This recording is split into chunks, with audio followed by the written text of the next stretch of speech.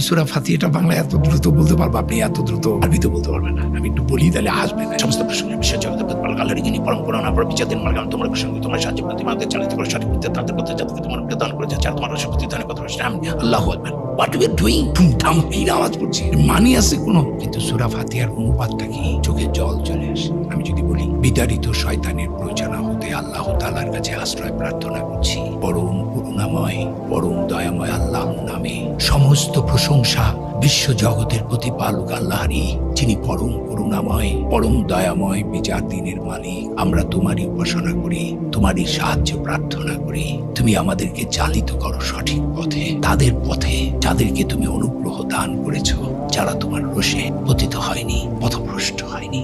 আমিন। আউযু বিল্লাহি মিনাশ শাইতানির রাজিম। বিসমিল্লাহির রহমানির রহিম। আলহামদুলিল্লাহি রাব্বিল আলামিন। আর রহমানির রহিম।